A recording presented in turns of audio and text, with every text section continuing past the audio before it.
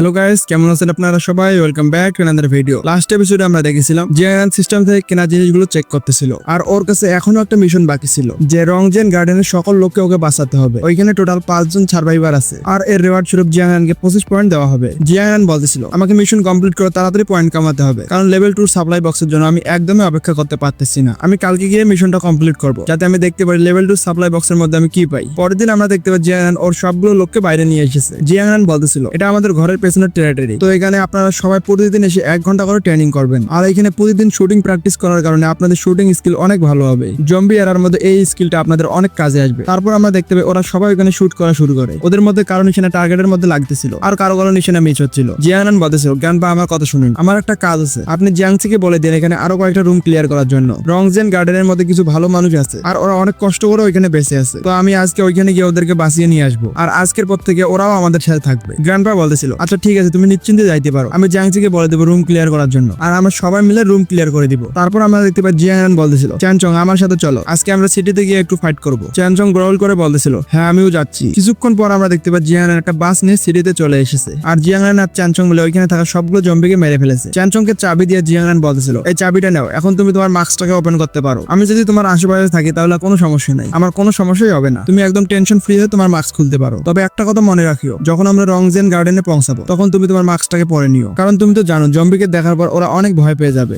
আমরা তো জানি যে তুমি জম্বি নাও, কিন্তু ওরা তো এখনো জানে না যে তুমি জম্বি নাও, আর সাথে ভাইরাস ছড়িয়ে পড়ারও ভয় আছে। চ্যানচং বলতেছিল আচ্ছা ঠিক আছে। সিন চেঞ্জ হওয়ার আমরা বিকু ভিলা দেখতে পাই। ওই সব লোক বলতেছিল বস ক্যাং আমরা সবাই রেডি, চলুন এখন আমরা যাই। বস ক্যাং বলতেছিল আমি এই জিনিসটা কখনোই মানতে পারতেছি না যে লংজিয়ান গার্ডেনের লোকেরা এতটা পাওয়ারফুল হবে, আর ওরা আমাদের এতগুলো লোককে মেরে ফেলবে। আচ্ছা ঠিক আছে চলো আমরা এখন যাই, আর দেখবো রংজিয়ান গার্ডেনের লোকেরা এখন আবার কি করে। আমি ওদেরকে গিয়ে কুত্তের মতো মারবো। তাছাড়া মিশন কমপ্লিট না করার কারণে আমাকে অনেক কিছু শুনিয়েছে, আমার মাথায় অনেক রাগ আছে, আর আমার রাগগুলো সব ওদের উপরে ঝেড়ে দিব। তারপর ওরা রংজিয়ান গার্ডেনের উদ্দেশ্যে বেরিয়ে পড়ে। সিটির মধ্যে অনেকগুলো জম্বি ছিল, কিন্তু জিয়ান ওর বাসের মাধ্যমে সবগুলো জম্বিকে উড়িয়ে দিচ্ছিল। তখনই আমরা দেখতে পাই রংজিয়ান গার্ডেনের বিল্ডিং নাম্বার 8। ওইখানে পুলিশ অফিসার লি আর বাকি সব লোক বলতেছিল ব্রাদার জিয়ানের বলার কারণে আমরা নর্থের দিকে যাইনি, আমাদের দৃঢ় বিশ্বাস আছে যে ব্রাদার জিয়ান অবশ্যই আসবে। তখনই মিস্টার সঙ্গে ছেলে বলতেছিল এখানে তো কারের শব্দ শোনা যাচ্ছে, আমার মনে হয় ব্রাদার জিয়ান বড় গাড়ি নিয়ে এসেছে যাতে আমরা এখান থেকে নিশ্চিন্তে যেতে পারি, তো আমরা কি এখান থেকে গিয়ে চেক করবো? পুলিশ অফিসার লি বলতেছিল 1 মিনিট দাঁড়াও, এখানে কেউ বাইরে বেরোবে না, সর্বপ্রথম আমি গিয়ে চেক করতেছি এটা জিয়াংনান নাকি অন্য কেউ। জিয়াংনান বলেছিল যা কিছু হয়ে যাক না কেন তোমরা সবসময় কেয়ারফুল থাকবে, কারণ বিকুবিলের লোকেরা অনেক রেগে গেছে, আর ওরা আমাদের উপর নিশ্চয়ই অ্যাটাক করার জন্য আসবে। যখনই পুলিশ অফিসার লি বাইরের দিকে দেখে, উনি বাইরে দেখার পর অবাক হয়ে গেছিল, কারণ বস ক্যাং আর ওর লোকেরা ওইখানে চলে এসেছে। বস ক্যাং এর লোকেরা বলতেছিল বস আমরা সব ওয়েপেন নিয়ে নিয়েছি, এখন আমরা কি করব? আর এতগুলো বিল্ডিং এর মধ্যে কোন বিল্ডিং এর মধ্যে ওরা আছে? বস ক্যাং বলতেছিল আমার মনে আছে ওরা মনে হয় বিল্ডিং নাম্বার 8 আছে, তো তাড়াতাড়ি চলো বিল্ডিং নাম্বার 8 এ, একদমই সময় ওয়েস্ট করবে না, আজকে আমরা ওইখানে থাকা সবগুলো লোককে মেরে ফেলবো, আর যতগুলো লেডিস আছে ওদের সবাইকে উঠিয়ে নিয়ে যাবো। তাছাড়াও আমাকে বস ভ্যান বলেছিল এন্টারটেইনমেন্টের জন্য কাউকে না কাউকে তো লাগবেই। পুলিশ অফিসার লি বলতেছিল এই শালারা আবার চলে এসেছে, ব্রাদার জিয়াংনান এখনো আসেনি, কিন্তু এই শালারা আগেই চলে এসেছে, আমাদের সবাইকে অনেক কেয়ারফুল থাকতে হবে, না হলে ব্রাদার জিয়াংনান আসার আগে আমরা মারা যাবো। মিস্টার সং বলতেছিল ওদের এত বড় সাহস, ওরা আবার এসেছে, আগের বার কি ওদের লোকেদের মরার পর ওরা কিছু বুঝতে পারেনি? ওদের এত সাহস বেড়ে গেছে, ওরা আবার আসছে। পেছনে থাকা লোকটা বলতেছিল এখন যেহেতু আমাদের কাছেও গান আছে, তাহলে এখন আমরা ওদেরকে ইজিলি মারতে পারবো, আমাদের একদম টেনশন করা লাগবে না। পুলিশ অফিসার লি বলতেছিল এত লাফালাফি করা লাগবে না তোমাদেরকে, এবার আগের বারের মতো কম লোক আসেনি, এবার অনেক লোক এসেছে, আর ওদের সবার কাছে মেশিন গান আরো অনেক পাওয়ারফুল গান আছে, তো আমরা যদি এখানে কেয়ারফুল না থাকি তাহলে আমরা সবাই মারা যাবো। চেক না করা পর্যন্ত আমরা কারো উপরে অ্যাটাক করবো না, আর এখন থেকে আমরা সবকিছু প্ল্যান অনুযায়ী করব। আমি যাচ্ছি ছাদের উপরে যাতে আমি দেখতে পারি কিভাবে অ্যাটাক করা যেতে পারে, আর তোমরা প্ল্যান অনুযায়ী কাজ করবে। বস ক্যাং এর লোকেরা বলতেছিল এটা একদম সঠিক রেঞ্জ, এখান থেকে আমরা ওদেরকে ইজিলি শুট করতে পারবো, আর আমাদের কোনো সমস্যাও হবে না। ওদের কি মনে হয়েছিল আমাদের কিছু লোককে মারার পর ওরা শান্তিতে বেঁচে থাকবে? আমরা এইখানে থাকা সবাইকে মেরে ফেলবো, একজনকেও বাঁচতে দিব না। চলো সবাই শুট করা শুরু করো, এদেরকেও বুঝিয়ে দাও যে ওয়েপেন চালানোটা কাকে বলে। মিস্টার সং বলতেছিল ওরা গান দিয়ে অ্যাটাক করবে, সবাই কেয়ারফুল থাকবে। তখনই আমরা দেখতে পাই ওরা সবাই শুট করা শুরু করে দিয়েছে, আর ওদের শুট করার কারণে সব জানালা ভেঙে গেছে। মিস্টার সং বলতেছিল পুলিশ অফিসার লি একদম ঠিক কথাই বলতেছিল, এদের কাছে অনেক পাওয়ারফুল গান আছে, আমাদেরকে অনেক কেয়ারফুল থাকতে হবে। বস ক্যাং বলতেছিল আমার কথা ভালো করে শোনো, আমাকে তাড়াতাড়ি একটা মাইক দাও, আর তোমরা সবাই জানালার দিকে ভালো করে নজর রাখবে, কাউকে দেখার সাথে সাথে ওদের উপর শুট করে দিবে, কারো উপরে দয়া দেখানোর কোনো দরকার নাই, তাতে ওরা ছোট বাচ্চা হোক আর মহিলা হোক। তখনই আমরা দেখতে পাই বস ক্যাং বলতেছিল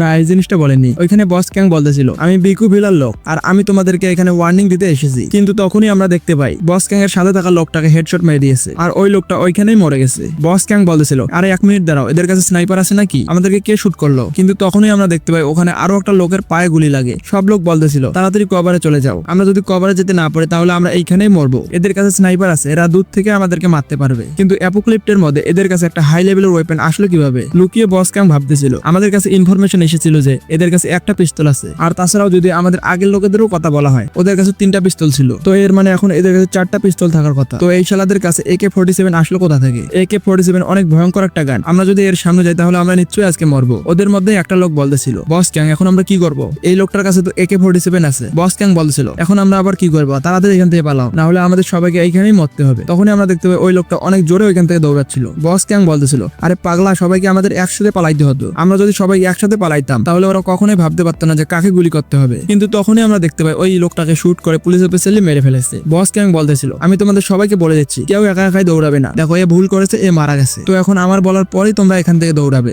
3, 2, 1 চলো সবাই দৌড়াও। তারপর আমরা দেখতে পাই ওইখানে তারা সবাই দৌড়ে পালাচ্ছিল। আমরা দেখতে পাই পুলিশ অফিসার লি অনেকগুলো লোককে মেরে ফেলেছে আর কেউ কেউ গাড়ি পর্যন্ত সেফলি পৌঁছে গেছে। তখনই বস ক্যাং দৌড়াতে দৌড়াতে ভাবতেছিল আমার মনে হয় ওর গানে বুলেট শেষ হয়ে গেছে, তো এইটাই আমাদের সঠিক সময় পালানোর জন্য। ওইখানে আমরা দেখতে পাই পুলিশ অফিসার লিও থেমে গেছে। পুলিশ অফিসার লি বলতেছিল আমার বুলেট শেষ হয়ে গেছে, আমাকে তাড়াতাড়ি এটা রিলোড করতে হবে। বস ক্যাং বলতেছিল সবাই তাড়াতাড়ি গাড়িতে বসো, যত তাড়াতাড়ি সম্ভব আমরা এখান থেকে পালাবো। তারপর আমরা দেখতে পাই বস ক্যাং ওইখানে অনেক স্পিডে গাড়ি নিয়ে পালিয়ে যায়। ওইখানে একটা লোক বলতেছিল বস আমি এখনো বসি নাই, আমার জন্য একটু অপেক্ষা করুন। কিন্তু আমরা দেখতে পাই চাঁদ মামা এসে ওকে টিপ দিয়ে গেছে, মানে পুলিশ অফিসার ওকে হেডশট মেরে দিচ্ছে। ওইখানে আমরা অন্যদিকে দেখতে পাই জিয়ান বাস নিয়ে আসতেছিল। তখনই ও সাইডে দেখে বলতেছিল আরে 1 মিনিট দাঁড়াও, এই লোকটা কে ছিল? এই গাড়িটা তো বিল্ডিং নাম্বার 8 এর ওইখান থেকে আসতেছে। জিয়ান বলতেছিল আচ্ছা ঠিক আছে বাদ দাও, এসব ইম্পর্টেন্ট নয়, সবচেয়ে জরুরি জিনিস হচ্ছে সিস্টেমের পয়েন্ট জোগাড় করা। তারপর আমরা দেখতে পাই জিয়ান বিল্ডিং নাম্বার 8 এর সামনে বাস নিয়ে চলে এসেছে। মরে পড়ে থাকা গুন্ডাগুলোকে দেখার পর জিয়ান বলতেছিল আমার মনে হয় এখানে AK-47টা রেখে যাওয়া একদম ঠিক হয়েছে, যারা শুধু গাড়ি দিয়ে পালিয়ে গেছে ওরাই মনে হয় শুধু বেঁচে গেছে। আমার মনে হয় এরা বিকু ভিলা থেকে এসেছিল রিভেঞ্জ নেওয়ার জন্য, কিন্তু পুলিশ অফিসার এদের সবাইকে উপরের টিকিট ধরিয়ে দিয়েছে। কিন্তু তখনই আমরা দেখতে পাই ওদের সবাইকে দেখে চ্যানচং এর মুখে পানি চলে এসেছে। জিয়ান বলতেছিল চ্যানচং কি হয়েছে, তোমার কি খিদে লেগেছে নাকি? চ্যানচং গড় করে বলতেছিল হ্যাঁ আমাকে অনেক খিদে লেগেছে, আমি এদেরকে খেতে চাই। জিয়ান বলতেছিল আচ্ছা ঠিক আছে তুমি এদের সবাইকে খেতে পারো, তাছাড়াও এরা জম্বি হয়ে মানুষকে খাওয়ার আগে তুমি এদের খেয়ে নাও। চ্যানচং বলতেছিল এবার তো মজা শুরু হবে, চলো খাওয়া শুরু করি। তারপর আমরা দেখতে পাই চ্যানচং ওর খাবার খাওয়া শুরু করে দিয়েছে। জিয়ান বলতেছিল এটা তো অনেক ভালো হবে যে পুলিশ অফিসার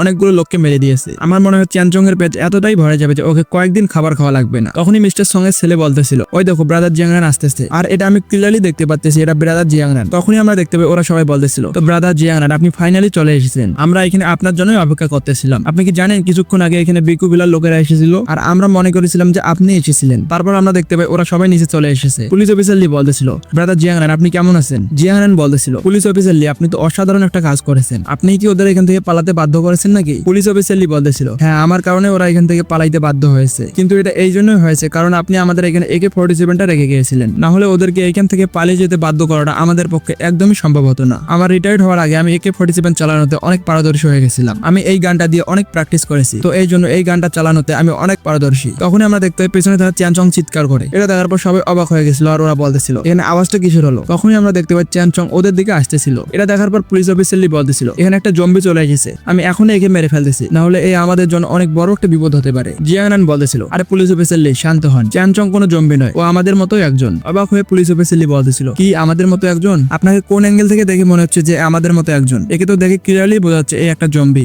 জিয়াংরান বলতেছিল চ্যানচং ওই দেখো ওইখানে একজন পড়ে আছে, যাও তুমি গিয়ে তোমার পেট ভরো, তোমার পেট না ভরা পর্যন্ত এইখান থেকে তুমি যাবে না। পুলিশ অফিসার লি বলতেছিল ব্রাদার জিয়াংরান এখানে ব্যাপারটা কি? আপনি এখানে জম্বির সাথে কথা বলতেছেন কিভাবে, আর ওই জম্বিটা আপনার কথাই বা শুনতেছে কিভাবে? জিয়াংরান বলতেছিল ও এই ব্যাপার, তবে সত্যি কথা বলতে ও কোনো নর্মাল জম্বি নয়, আপনাদেরকে এক্সপ্লেন করাটা তো অনেক কঠিন হবে, কিন্তু সমস্যা নেই আমি বাসে যাওয়ার পথে আপনাকে বলে দিব। জিয়াংরান বলতেছিল চ্যানচং তুমি তাড়াতাড়ি তোমার খাবার খাওয়া শেষ করো, আর খাবার খাওয়ার পর তুমি বাসের মধ্যে চলে আসিও, আমি ওইখানে তোমার অপেক্ষা করতেছি। খাবার খাওয়া শেষ করার পর আমরা দেখতে পাই চ্যানচং ওর মাস্কটা পরে নিয়েছে আর চ্যানচং তারপর বাসের দিকে যাচ্ছিল। এটা দেখার পর মিস্টার সং এর ছেলে বলতেছিল এটা তো অনেক ভালো ব্যাপার, এ আমাদেরকে দেখার পর এই মাস্কটাও পরে ফেললো, সত্যি তো এই জম্বিটা এতটা ভয়ঙ্কর নয়। জিয়াংরান বলতেছিল এই বাচ্চা আমার কথা ভালো করে শুনো, তুমি একে কখনো জম্বি বা ভয়ঙ্কর বলিও না, কারণ তুমি যদি একে জম্বি বা ভয়ঙ্কর বলো ও নিশ্চয়ই তোমার মুখের মধ্যে একটা পাঞ্চ করবে। আর ওই বাচ্চাটা বলতেছিল কিন্তু সত্যি কথা বলতে এ দেখতে অনেক অনেক কুল। জিয়াং বলতেছিল হ্যাঁ এই কথাটা তুমি ওকে বলতে পারো, ও অনেক খুশি হবে। তারপর আমরা দেখতে পাই চ্যানচং বাসের মধ্যে উঠে গেছে। বাসে ওঠার পর চ্যানচং বলতেছিল জিয়াং এই নো চাবি। অবাক হয়ে জিয়াং বলতেছিল চ্যানচং তুমি তো এখন কথা বলতে পারো, আগে তো তুমি শুধু গ্রল করতে পারতে। চ্যানচং বলতেছিল হ্যাঁ আমি এখন কথা বলতে পারি। জিয়াং ভাবতেছিল শুধুমাত্র 6টা লোককে খাওয়ার পর চ্যানচং অনেকটা ইভলভ হয়ে গেছে। আমাকে ফিরে যাওয়ার পর আমার পাওয়ারের উপর পয়েন্ট খরচ করতে হবে যাতে আমি অনেক পাওয়ারফুল হতে পারি আর যে কোনো ম্যাটার অনেক সহজেই সামলে নিতে পারি। আর সাথে আমার টিমকে আমাকে সবচেয়ে বেশি স্ট্রং বানাতে হবে যাতে কোনো সমস্যা না হয়, তাতে যা কিছু হয়ে যাক না কেন আমি শুধু চ্যানচংকে একটা জম্বি হয়ে থাকতে দিতে পারি না। ও যেহেতু একটা মিউটেন্ট, ওকে অনেক পাওয়ারফুল হতে হবে আর অনেক বুদ্ধিমানও হতে হবে। তারপর জিয়াং বলতেছিল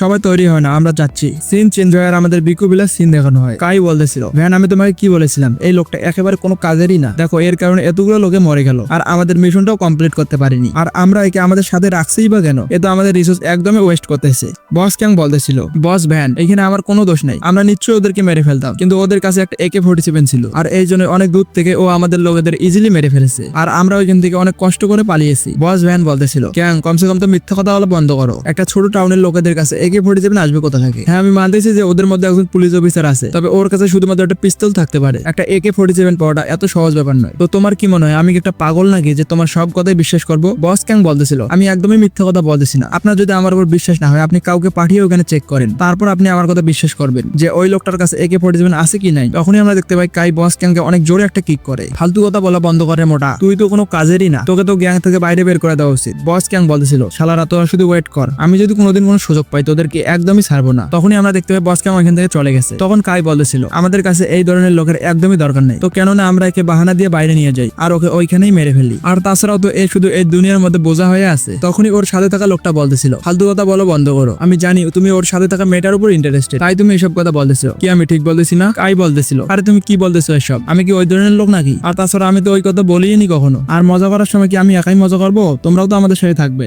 আমাদের সবার তো একটাই প্ল্যান, আমরা সবাই সবকিছু শেয়ার করি, তো আমরা সিচুইকেও শেয়ার করবো। বস ভ্যান বলতেছিল কাই একদম তাড়াহুড়ো করবে না, যখনই আমি একটা সুযোগ পাবো আমি বস ক্যাংকে মেরে ফেলবো, তোমাকে একদম টেনশন করা লাগবে না। ওইখানে আমরা দেখতে পাই বস জ্যাং বাইরে দাঁড়িয়ে এই সব কথাই শুনে ফেলে। বস ক্যাং বলতেছিল এই তিনটে তো অনেক বড় শয়তান আর এরা আমাকে মেরে আমার সিচুইকে নিতে চায়, আমাকে কিছু না কিছু তো করতে হবে, না হলে আমি নিশ্চয়ই আজকে মরবো। তারপর আমরা দেখতে পাই বস ক্যাং বাড়িতে এসে অনেক রাগ হচ্ছিল, ওদের এত বড় সাহস, ওরা আমাকে মারার চিন্তা ভাবনা করতেছে। তখনই সিচুই এসে বলতেছিল বস ক্যাং কি হলো, তুমি এত রাগ হচ্ছ কেন? তুমি শান্ত হও। আর তাছাড়াও আমরা তো জম্বির এরার মধ্যে সেভ আছি তাই না? এটা তো অনেক ভালো ব্যাপার। বস ক্যাং বলতেছিল আমার কথা ভালো করে শোনো, সবকিছু প্যাক করে ফেলো, আমরা তাড়াতাড়ি এখান থেকে পালিয়ে যাবো। সিচুই বলতেছিল আমরা এখান থেকে পালিয়ে যাবো, কিন্তু আমরা কোথায় পালিয়ে যাবো? বস ক্যাং বলতেছিল সত্যি কথা বলতে এই জায়গাটা এখন আমাদের জন্য একদমই সেফ নয়। কিংজি তুমি কোথায় আছো? তাড়াতাড়ি আমার এখানে আসো। কিংজি বলতেছিল বস ক্যাং কি হয়েছে, এখানে কি কোনো সমস্যা হয়েছে নাকি? বস ক্যাং বলতেছিল আমাদের যতগুলো লোক আছে সবাইকে একসাথে করে নাও, আমরা আজকে রাতে এখান থেকে পালিয়ে যাবো, আর তাও আবার কাউকে কিছু না বলেই। ওইখানে আমরা দেখতে পাই সিচুই ভাবতেছিল এই শালা এখানে কি করতেছে, এই সেফ জায়গাটা থেকে পালাতে যাচ্ছে,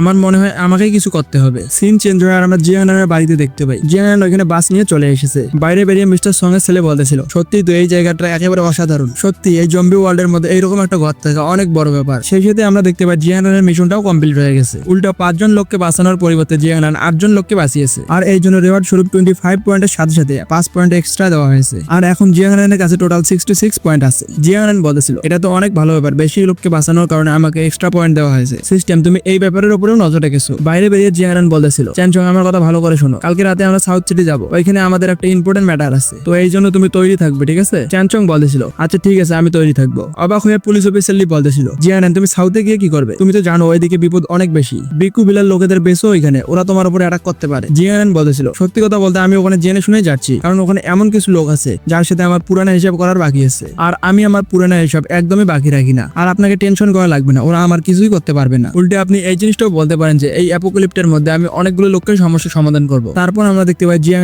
ওর রুমে চলে এসেছে। জিয়াং দেখতেছিল এখন শুধুমাত্র স্টোরের মধ্যে লেভেল 2 হাইটেক বক্স আছে আর বাকি দুইটা জায়গা এখনো খালি আছে। জিয়াং বলেছিল আমি এখন একদমই ম্যানুয়ালি রিফ্রেশ করব না, সর্বপ্রথম লেভেল 2 এই হাইটেক বক্সটা আমি ওপেন করব। তারপর আমরা দেখতে পাই জিয়াং 50 পয়েন্ট ইউজ করে ওই হাইটেক বক্সটা ওপেন করেছে। জিয়াং বলতেছিল লেভেল 2 হাইটেক বক্স আমাকে একদম ডিসঅ্যাপয়েন্ট করিও না, কারণ আমি তোমার উপর অনেক আশা করে বসে আছি। কিন্তু তখনই আমরা দেখতে পাই ওই হাইটেক বক্সের ভেতরে ফিজিক্যাল এনহ্যান্সমেন্ট সিরাম আছে, আর ওইটা জিয়াং স্ট্রেংথ +20 বাড়িয়ে দেবে। জিয়াং বলতেছিল এমন একটা সিরাম যেটা আমার স্ট্রেংথ +20 বাড়িয়ে দেবে, এটা তো অনেক ভালো ব্যাপার। সত্যি এটা দেখে ক্লিয়ারলি বোঝা যাচ্ছে এটা একটা লেভেল 2 বক্স। আচ্ছা ঠিক আছে এখন সিরামটা আমি ইউজ করি। যখন জিয়াং ওই সিরামটা ইউজ করতেছিল তখন আমরা দেখতে পাই ওর রুম থেকে অনেক আওয়াজ আসতেছিল। কিছুক্ষণ পর জিয়াং বলতেছিল আমার ফিজিক্যাল স্ট্রেংথ 33 পর্যন্ত পৌঁছে গেছে, এর মানে আমি একজন নর্মাল হিউম্যানের থেকে 6 গুণ পাওয়ারফুল হয়ে গেছি। এই ফিলিংসটা তো অনেক ভালো, এখন আমি সিটির মধ্যে টেনশন ফ্রি হয়ে যেতে পারি, তাতে যত পাওয়ারফুল জম্বি আসুক আর হিউম্যান আসুক আমার কিছুই করতে পারবে না। তখনই আমরা দেখতে পাই জিয়ানানের পাশ দিয়ে একটা মশা যাচ্ছিল, কিন্তু জিয়ানান ওই মশাটাকে ইজিলি ধরে ফেলে। জিয়ানান বলতেছিল আমার সবগুলো স্ট্রেংথ এতটা পাওয়ারফুল হয়ে গেছে যে আমি ছোট থেকে ছোট জিনিসগুলো অনেক সহজেই ধরতে পারতেছি, তাতে ওইটা একটা ছোট মশা হোক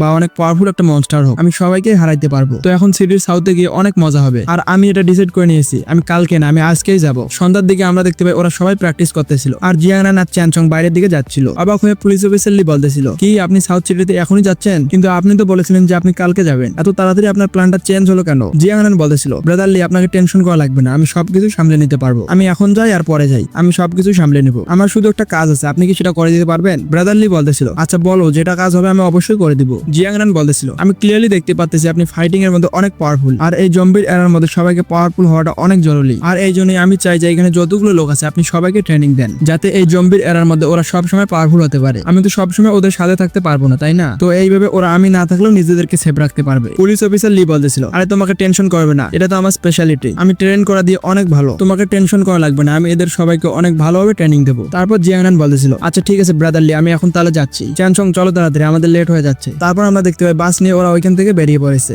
তো এই ভিডিওতে এতটুকুই, আর সবাই ভালো থাকবেন, দেখা হবে পরের ভিডিওতে।